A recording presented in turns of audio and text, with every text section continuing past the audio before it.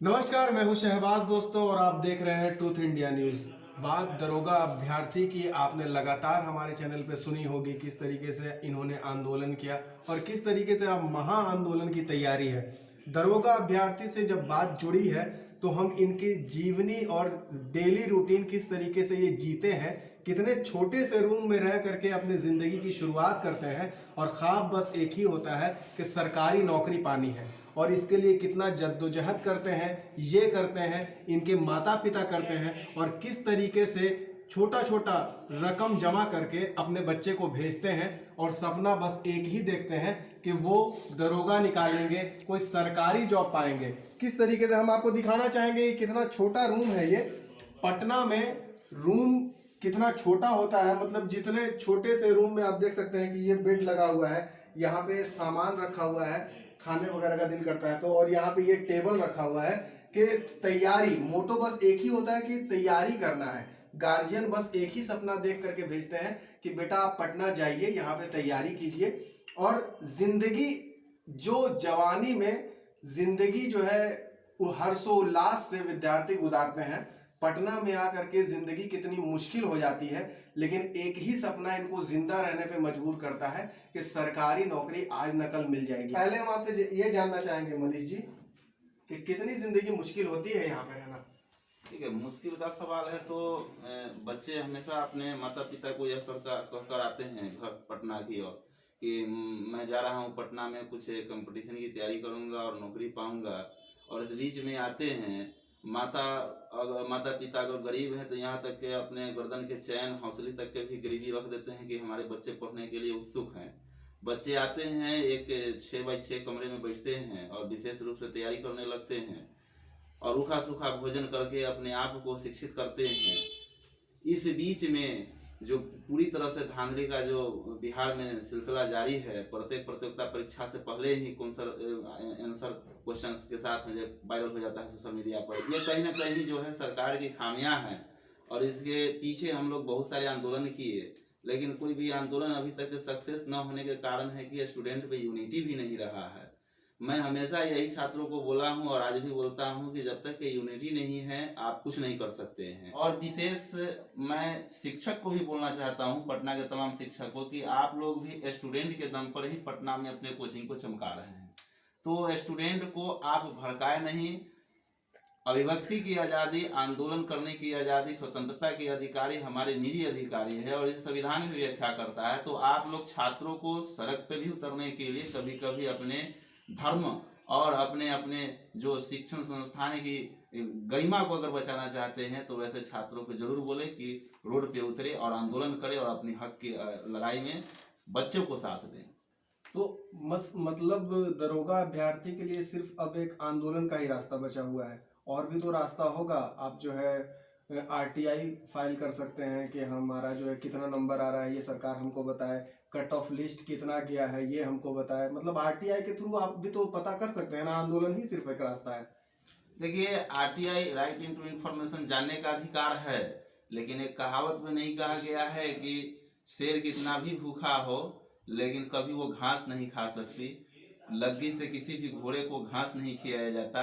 तो ये अधिकार भी हम लोग को छीन लिया गया है। अच्छा, जहाँ तक के सवाल है, हमने इसके लिए बहुत प्रयत्न भी किया है। अब बच्चे एग्जामिनेशन देने के लिए जाते हैं, मान के चलिए कि वर्तमान में या कालांतर में कोई भी एग्जाम होगी बिहार से रिलेटेड, बच्चे जाएंगे, एडमिट कार्ड इशू होगा, उस एडमिट कार्ड में कहीं भी अधीक्षक का सिग्नेचर नहीं देखिएगा, वो प्रमाण ही नहीं है कि बच्चे अप्रूवल है, एग्जाम दिए हैं या नहीं दिए हैं। अच्छा। कोर्ट में जाइएगा, कोर्ट आपको गलत ठहरा देगा। अगर मान के चलिए यहाँ से भी अब आप आगे की ओर पूछ करते हैं, आप प्री पास कर लेते हैं, मेंस में भी वही स्थिति है कि आपको जैसे ही शिक्षक का सिग्नेचर नहीं होता है, कार्बन कॉपी जो है सबूत के तौर पर वो नहीं दिया जाता है। एक छोटे से छोटा एग्जाम में भी आप एडमिट कार्ड जब एग्जामिनेशन हॉल में लेकर के जाते हैं तो वहाँ पे इन्विजिलेटर साइन करके देते हैं, यही तो होता है कि बच्चा प्रेजेंट हुआ। तो क्या आप लोगों के एग्जाम में, जनरल कंपटीशन के एग्जाम में हम जानना चाह रहे हैं कि आप वहाँ पे जो है जो भी टीचर रहते हैं वो साइन करके नहीं देते हैं कि प्रेजेंट हुए थे कि नहीं हुए थे? एडमिट कार्ड पे साइन होता है और सारे एग्जाम में, छोटे से छोटा एग्जाम में। नहीं, वो एक मतलब अपना बुकलेट लेके आते हैं, उस पर सिग्नेचर करते हैं और छात्र से भी करवाते हैं, और करवाने के बाद में वो बुकलेट भी ले लेते हैं। अच्छा। और एडमिट कार्ड का कोई महत्व नहीं है, सिर्फ एक एंट्री है कि आप एग्जाम देने के फॉर्म भरे हैं, बस वही एक फॉर्म भरने का ही एक अप्रूवल एडमिट कार्ड बन जाता है। वास्तविक चलचित्र कोई नहीं है उसके लिए। और दूसरी चीज है कि बुकलेट को सिग्नेचर करके, सब कुछ को सिग्नेचर करके वो कहती है कि पटना की संपत्ति है, सरकार की संपत्ति है।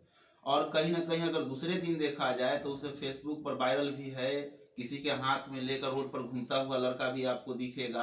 तो ये सरकार की संपत्ति है और फिर भी रोड पर आ रहा है। तो ये कहीं ना कहीं जो सरकार की खामियां हैं वो देखने को मिलता है। कभी कभी ऐसा होता है कि एग्जाम से पहले 10 बजे एग्जाम है, 9:47 में ही क्वेश्चन जो सोशल मीडिया पर वायरल हो चुका है। और इसको आयोग को अगर प्रमाण देने जाते हैं तो कहते हैं कि मोबाइल लाइए, मोबाइल देने जाते हैं तो कहते हैं नंबर बताइए, नंबर देने जाते हैं तो कहते हैं उस व्यक्ति को लाइए, उस व्यक्ति को जब लेके जाते हैं तो कहते हैं कि सर नहीं, ये सब फर्जी है, आप लोग हम लोग को परेशान कर रहे हैं, यथाशीघ्र अगर आप लोग नहीं मानिएगा तो आप पर FIR होगी। आयोग तो हमेशा यही कहता है कि ये पढ़ने वाले छात्र नहीं है, पढ़ने वाले छात्र होते तो आंदोलन नहीं करते, ये तैयारी करते रहते।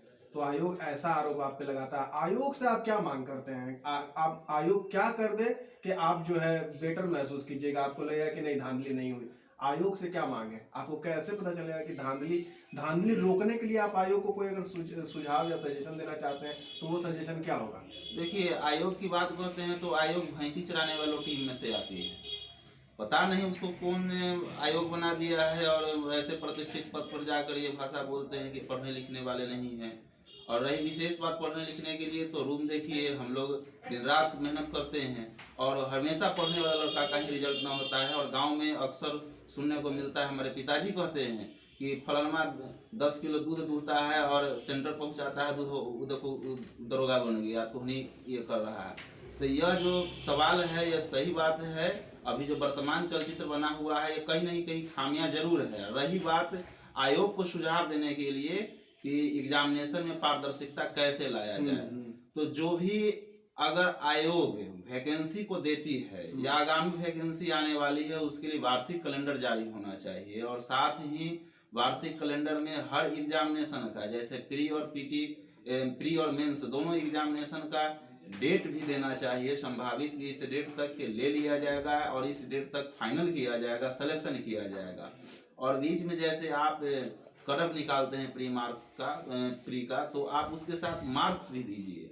एग्जाम में बैठने के बाद जो शिक्षक का सिग्नेचर भी एडमिट कार्ड में होना चाहिए और कार्बन कॉपी भी देना चाहिए आंसर की का। अच्छा। और उसके बाद एग्जाम होने के बाद आप आंसर की भी जारी कीजिए कि कौन मतलब क्वेश्चन गलत था या सही था, वो बच्चे अपने मिलाएंगे जैसे BPSC करता है। तो यहाँ अगर इस तरह से अगर BPSC मॉडल को अगर BPSSC लागू करती है तो कहीं न कहीं धांधली रुकने का कुछ अंत तक प्रश्न उठता है। लेकिन बिहार की अगर सिलसिला ऐसी रही है कि आगामी 27 दिसंबर को जो BPSC एग्जामिनेशन भी हुई है तो उसमें भी औरंगाबाद में पेपर आउट हो चुका था। तो ये सब को रोकने के लिए ये इतना जो हमने कानून बताया और ये पारदर्शिता लाने की जो पहल की है ये कुछ हद तक ठीक है, लेकिन इसको रोकने के लिए जो अभी वर्तमान डबल इंजन की सरकार है उसे बेहतर तरीके से इस मुद्दे को लेना चाहिए कि जब BPSC अगर धांधली करती है, अगर वही BPSC कर रही है तो कहीं ना कहीं है कि बड़े एग्जामिनेशन में भी धांधली हो रही है। और इस बात से मुख्यमंत्री नीतीश कुमार अनभिज्ञ हैं या आयोग अनभिज्ञ हैं या हम लोग को अनभिज्ञ कर रहे हैं। देखिए, दोनों पहलू में सिर्फ एक ही बात कॉमन है, यही कॉमन है कि धांधली जो है बिहार में व्यापक है। और इसको रोकने के लिए जितनी भी पारदर्शिता की अगर बात हमने कही है, अगर उसको लागू किया जाए तो 100% नहीं लेकिन 40% रुक सकती है। 60% मेहनत करने वाले जो भी व्यक्ति हैं सफल होंगे। दिक्कत किससे है दरोगा अभ्यर्थी को सबसे ज्यादा? सेटिंग से दिक्कत है, सेटर माफियाओं से दिक्कत है, या फिर क्वेश्चन वायरल होने से दिक्कत है? मतलब कहने का स्कॉलरिंग, सेटर माफिया स्कॉलरिंग भी हो सकता है करते हो, या क्वेश्चन निकल जाता है। आप हमेशा कह रहे हैं कि आंसर की और क्वेश्चन वायरल हो जाता है, तो इसमें किस तरीके की धांधली होती है? स्कॉलर बैठते हैं या क्वेश्चन ही निकल जाता है? किस तरह का सेटिंग होता है? देखिए, स्वच्छ वातावरण में रहने पर व्यक्ति स्वच्छ रहते हैं और अस्वच्छ वातावरण में रहने पर अस्वच्छ हो जाते हैं। तो हम चाहते हैं कि सेटिंग हो, डेटिंग हो या कुछ भी हो वो नहीं चले। वो एकदम स्वच्छ रूप से एग्जामिनेशन हो और उसमें जो भी योग्यताएं वाले विद्यार्थी हैं वो उस पद को पाएं। और रही बात मतलब सेटिंग स्कॉलर, तो ये तो चल ही रहा है। और अभी एगो नया मॉडल चल गया है, न्यू इंडियन का एक नया मॉडल है कि लड़का का सेंटर दरभंगा में है, लड़का का सेंटर बख्तियारपुर है, लड़का का सेंटर कलकत्ता है, बनारस है, और वो पटना के मनुफक स्टेडियम में एग्जाम दे रहा है, पटना के कुछ नामची होटल में एग्जाम दे रहा है, पटना के कोई नामची इंस्टीट्यूट में एग्जाम दे रहा है। तो ये कहीं ना कहीं मतलब इतना लंबा सेटिंग रहता है कि जो है सेंटर कहीं पड़ा हुआ है और लड़का कहीं एग्जाम दे रहा है, इस तरीके से हो रहा है। बिल्कुल बिल्कुल। अभी एक फेसबुक पर देख लिया, अभी वर्तमान जो 4-5 दिन पहले जो एग्जाम हुआ था होमगार्ड का, उसमें लड़का जो है सेंटर पर नहीं है। वो हम देख रहे हैं कि किसी रूम में किसी होटल में बैठकर एग्जाम दे रहा है और क्वेश्चन पूछकर क्वेश्चन बुकलेट को भर भी रहा है। तो ऐसी स्थिति अब आ गई है। मतलब एक तरह से कहा जाए कि क्राइम का कोई भी स्थान नहीं जो बिहार में बचा नहीं।